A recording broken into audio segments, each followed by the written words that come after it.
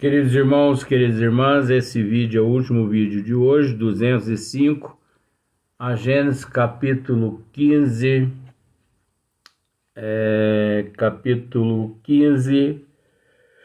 a Gênesis.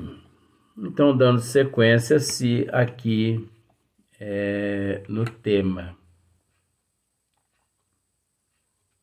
Eu, por exemplo, está relacionado, viu, gente? Eu penso em ir ao cemitério. A gente tem essas coisas, não tem? Você não tem vontade de ir numa sorveteria? Numa pastelaria? Tem dia que você não tem vontade de ir ao cemitério? Qual o problema?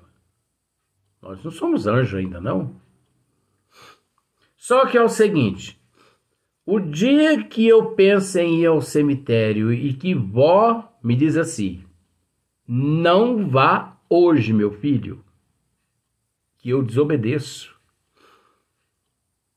Gente, já aconteceu de eu sair do cemitério e ir parar na UPA.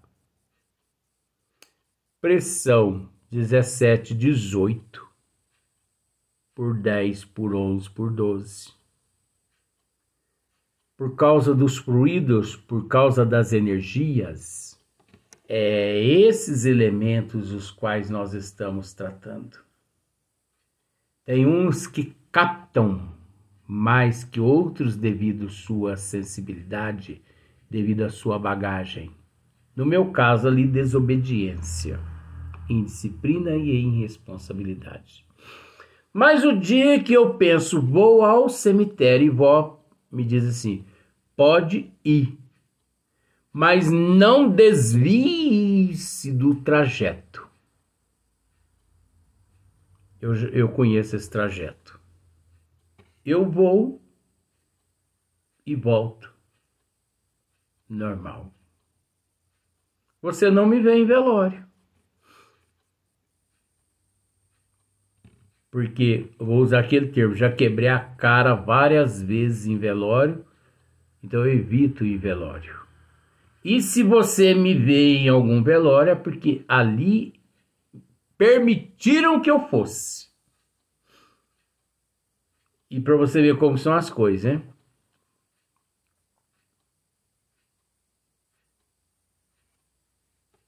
As coisas comigo é meio que diferente, que às vezes as pessoas podem não entender, mas eu respeito.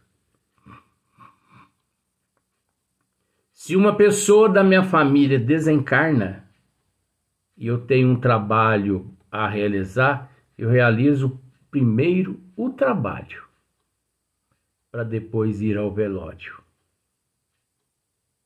Já aconteceu isso na minha vida. Já aconteceu com o meu pai, que no dia eu tinha um trabalho para realizar. Depois que eu realizei, que eu fui no velório do corpo físico do meu pai. Porque a doutrina dos espíritos me ensinou que deixai aos mortos a responsabilidade de enterrar os seus mortos. Então, cumpra os teus deveres perante a consciência divina primeiro. Agora, você não tem nada a que cumprir? Vá para o velório dos seus parentes. Normal. Eu estou só explicando como devemos nos conscientizar-se. O maior desafio do ser humano, isso não é meu, isso é do professor Pochete, amigo meu de Sacramento. O maior desafio do ser humano aqui na Terra. Diga-me, qual é o maior desafio do ser humano aqui na Terra? É a morte? É, Luiz, a morte. Pois eu vou te decepcionar dizendo que não é a morte. A morte é um processo natural. Tão natural como quando você chega cansado, que busca o teu toalete. Aqui em casa é banheiro mesmo, tá, gente? Tem nada dessa frescuragem, não. E que você busca o teu toalete e você despe-se, né? Toma um banho e troca e põe uma roupa limpa. Esse é o desencarne. É um processo natural. O maior desafio do ser humano é o conheça-te a ti mesmo. O maior desafio do ser humano é a autoevangelização. É conhecer a si próprio. É a autoevangelização. O maior desafio do ser humano é o conhecimento dos desígnios das leis de Deus, que o liberta de toda a ignorância que trazemos. O maior desafio do ser humano é a morte, porque a morte não existe. Mas nós respeitamos também, tá? Até porque uns acordam mais cedo, outros mais tarde. Mas todos hão de acordar um dia. Mais cedo e mais tarde. Só que um conselho eu lhe digo. Procure não acordar muito tarde não, viu? Porque tem muitos que têm optado, né, em acordar mais tarde. E a hora que eles acordam, eles estão lá nos braços do ula-ula. O que é isso, Luiz? Nos braços do hominídeo, dos hominídeos. Imagine tua mamãe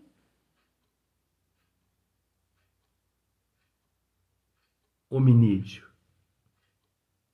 Imagine a tua mamãe um Neandertal, um Homo erectus. E você ali ciente de tudo. Então, é uma prova para mim saber das coisas com antecedência. Eu tenho que trabalhar tanto a minha resignação, a minha aceitação, que às vezes eu não consigo. E isso me tortura. Mas isso desde criança. Vejo espírito.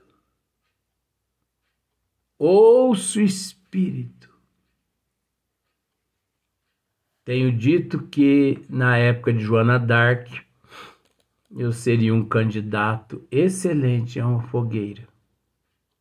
Não seria só Joana d'Arc. Vão queimá-la? Vamos. Então me queime também, porque eu penso igualzinho ela. Eu não abjuro. Eu não abjuro. Já abjurei muito. Hoje não. Quer matar? Mate. Pois eu sei que o corpo espiritual não morre.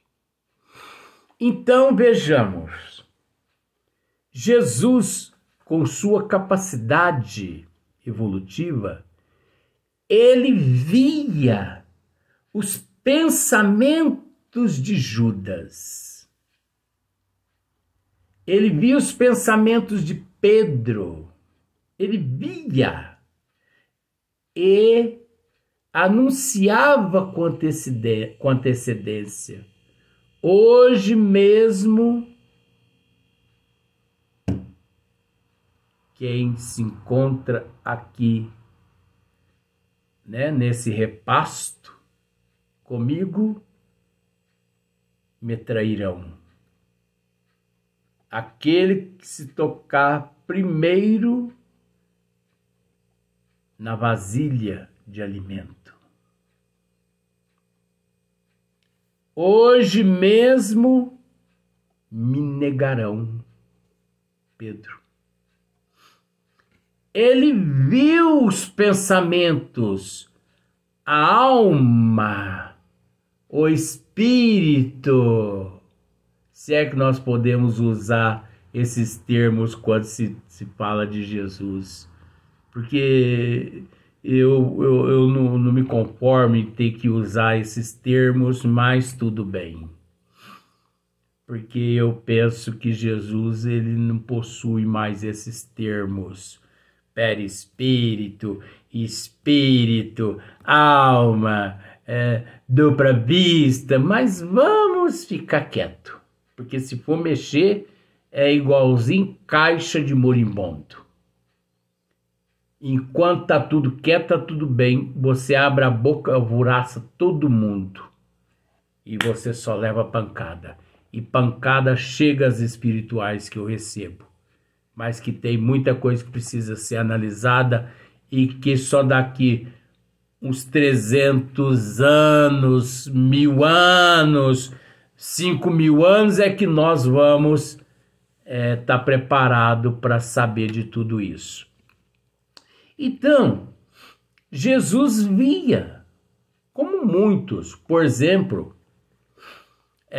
João o Evangelista, né, através da sua dupla vista, né, ele através da visão da alma, ele pôde ver todos os acontecimentos, todos não, ele pôde ver uma boa parte dos acontecimentos que aconteceria aqui na Terra futuramente, né? Não vou descrever casos, não vou esmiuçar, porque você já sabe de alguns. Então, em muitos passos do Evangelho se lê isso tudo. Mas aí Kardec faz assim, uma interrogação. Mas Jesus, conhecendo-lhes os pensamentos, lhes diz: ora, como poderia ele conhecer os pensamentos dos seus interlocutores, senão pelas irradiações fluídicas desses pensamentos e, ao mesmo tempo, pela vista espiritual que ele permitia ler-lhes no foro íntimo? Então, olha só para você ver. Como poderia ele conhecer os pensamentos de seus interlocutores? Ora, mas se tratando de Jesus, ele não tinha conhecimento da intimidade dos pensamentos dos seus interlocutores? Se o insignificante aqui, se Chico Xavier, que é Chico Xavier, quando aproximava-se certas pessoas dele, ele ficava sabendo, através das faculdades mediúnicas que ele tinha, a respeito do nome, sobrenome da vida toda das pessoas, ainda mais o Cristo, né? Senão pelas irradiações fluídicas desses pensamentos. Então os pensamentos, eles irradiavam. E o Cristo, vendo aquelas irradiações, ele sabia o que significava aquelas radiações. Ele sabia o que significaria aquelas radiações. E ao mesmo tempo, pela vista espiritual que ele permitia ler-lhes no foro íntimo, a vista espiritual do Cristo lhe permitiam ler no foro íntimo. Às vezes, o indivíduo nem pensar precisaria, mas só o fato de possuir aquele sentimento armazenado, porque é preciso primeiro armazenar o pensamento e depois exteriorizá-lo. E o Cristo, ele conhecia os sentimentos, os desejos, os pensamentos armazenados. E também ele conhecia os pensamentos exteriorizados. E quais os pensamentos?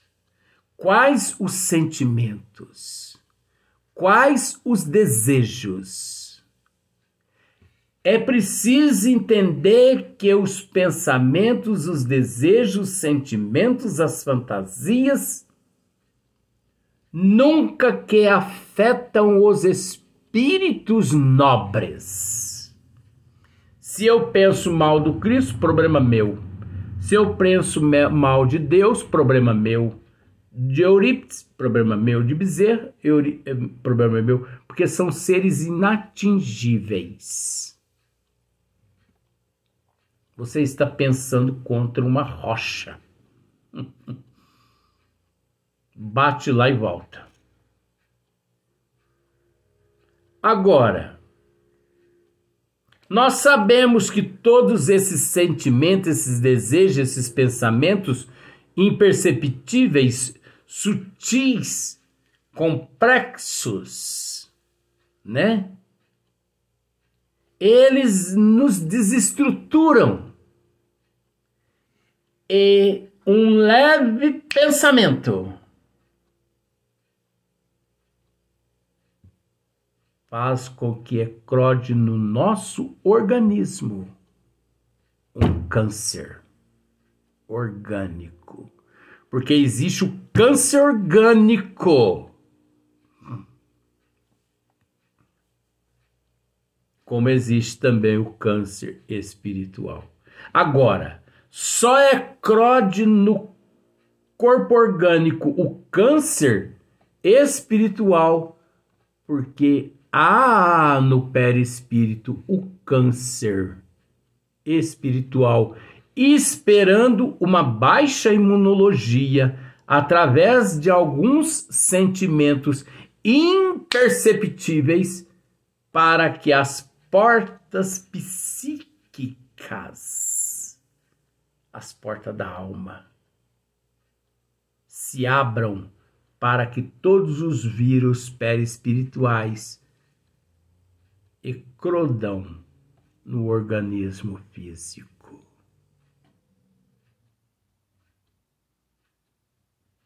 É lógico que dizendo isso, muitas pessoas podem dizer assim, mas o Luiz está dizendo isso para mim, está dizendo isso para mim, está carapuça para mim. Não é carapuça para ninguém. Isso é um estudo para todos nós que nos encontramos neste mundo de provas e expiações. Só não quero tratar de ação e reação. Só não quero. Mas nós devemos tomar muito cuidado, porque 100% das enfermidades que hoje cultivamos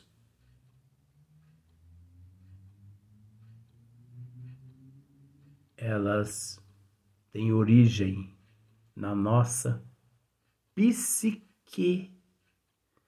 Que significa psique? Alma. Não sei se é no grego. Alma, psique. Alma. Então a nossa alma enferma, sujeita a todas as intempéries. Quantos filhos que convivendo com pais e mães e parentes, ali na genética, na árvore genealógica, deu uma imoralidade imensa. Seres que sofreram desde a infância e que depois de uma certa idade eclode algumas neuroses, alguns transtornos neurológicos e que os psiquiatras precisam ampará-los. Graças a Deus. Mas por que eclodiu? Porque trouxe de vidas passadas uma alma enferma. Porque se não tivesse trazido, esta alma não teria se enfermado por aquele motivo.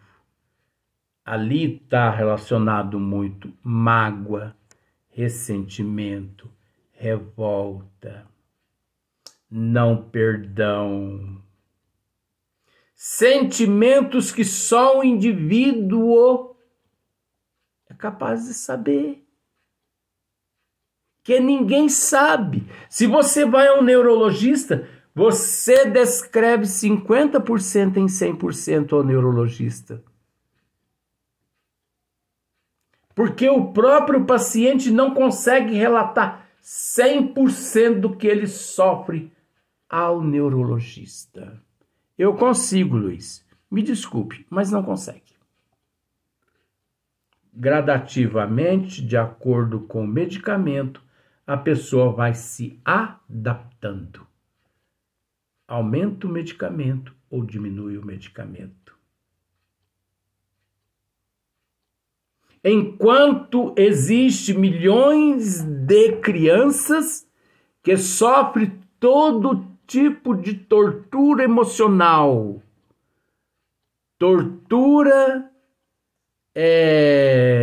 sexual, tortura verbal, tortura, sacrifício, onde a criança é sacrificada, torturada, amordaçada, e aquela criança, ao crescer, se transforma num gênio, onde não se manifesta a sua infância. Não se manifesta aquele período. Porque ele não trouxe aquela enfermidade de vidas passadas. Porque se ele trouxesse, aquele período ia interferir na evolução atual dele. E quando interfere que ele busca ajuda através dos profissionais e se livra do problema, graças a Deus. E quando as pessoas não conseguem o auxílio necessário e optam pela bebida, pelas drogas, pela sexolatria e pelo suicídio. Porque é assim que funciona aqui na Terra, gente. A humanidade encontra-se mal instruída, orientada. Você não vê orientação dessa forma em casas espíritas. Você vê ali, né?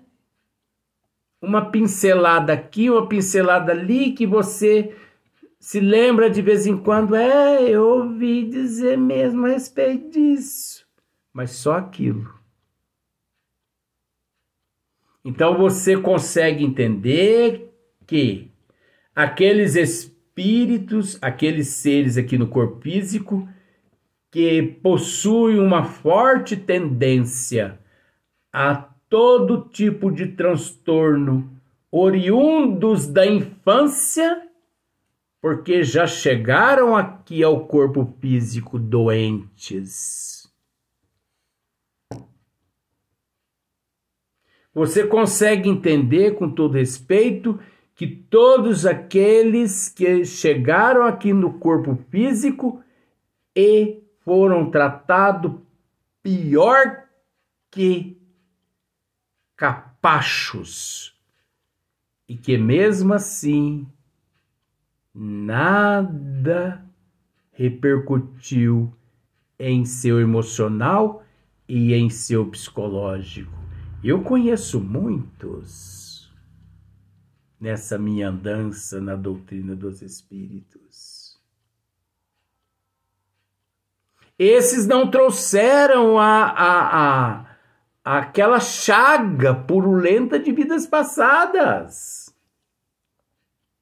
Eu conheço milhões de pessoas que são instruídas mais demais, mas que possuem todo tipo de síndrome e de pânicos. Síndrome do toque, síndrome, olha, é demais. O toque. A pessoa lava uma vasilha 10 vezes, enxuga, lava novamente mais 10 vezes. Enxuga, lava mais 10 vezes. Isso é uma perda de tempo na evolução. Porque se existe aquele transtorno, é para ser contido e não para ser alimentado.